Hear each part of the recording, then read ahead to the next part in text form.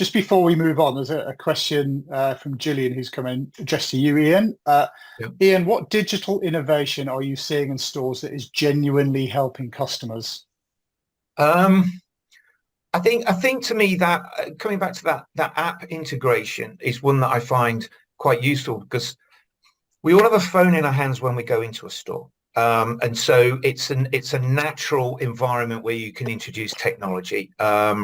And I think where you can use the app to scan, I mean, we'll pick up a phone and take a photo and share it with our partner going, it's in blue, do you like it? But the opportunity to upsell and delight, I think, is really good when you come through with things like the app technology.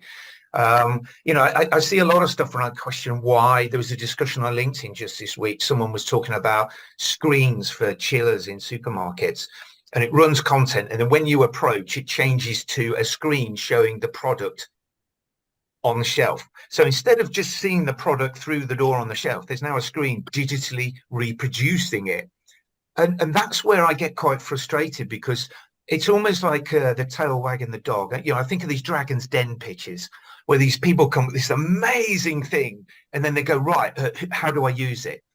It's trying to force a solution into a problem that doesn't exist. Yeah, you've solved the problem. Yeah, that's a great idea. I spent thousands on screens to digitally recreate what is on the shelf behind the door. It makes no sense.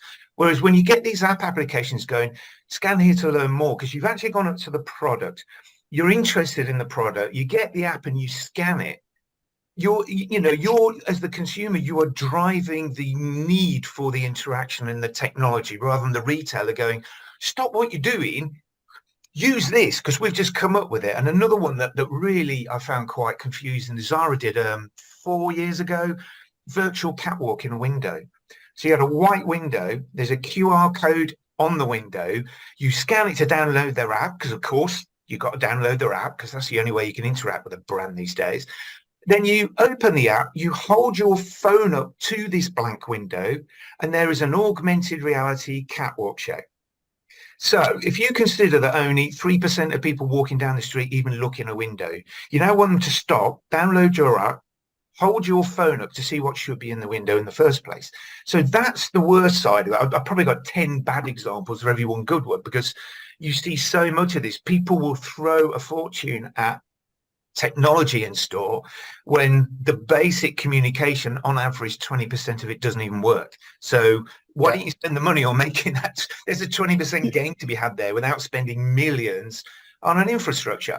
It's a bit like, I had this the other week walking around Sainsbury's, and you get to the back of the store and the actual, you're doing the click and scan in the checkout, and the scanner loses connectivity because the Wi-Fi is not good enough. So it's kind of get the basics right a little bit would be good as well. Yeah, exactly. But actually, that scanning, somebody scanning in store, the one thing that we do get online is we can very much track people as they browse products and see what they're interested in, how long they're dwelling on a product, when they're moving to the next one. You don't really get that as somebody's walking around a store doing something, just browsing generally. But if they are actually stopping and interacting, and you can capture that data and use it, I'm sure that'll be immensely insightful, because otherwise, we're just sort of, you've got all these customers walking around your store and then walk out again, and you don't really get any feedback on, you end up guessing. Like it, did they not like it? It is complete guess. Yeah. You need, I mean, that sort of data is useful because you're getting genuine shopper behavior. I just roll my eyes when people quote, "Oh, we've spoken to our customers and they say they're going to do this." Human, and was it David Ogilvy, the amazing, insightful ad man from the 60s? You have that quote: "People don't say what they think, don't think what they do, and don't do what they say." I'm massively paraphrasing, but it captures that principle of human behavior. And I think 2/3 of our decisions are made, at the fixture. Is an often used stat. So 2/3 of those shopping decisions are made on impulse. So planning and thinking in advance what you're going to do has nothing to do with how you're going to shop. It's the power of distraction and peripheral vision, which is another one of the benefits a physical store has more than digital. Because digital, if you go on the Nike app and want to look at Air Max trainers, the Air Max comes up and there may be a few nudges at the bottom. But when you're in the store, there's a shiny thing over there and a shiny thing over there that can distract you. And so it's important that you sort of capitalize on that and make it as easy as possible.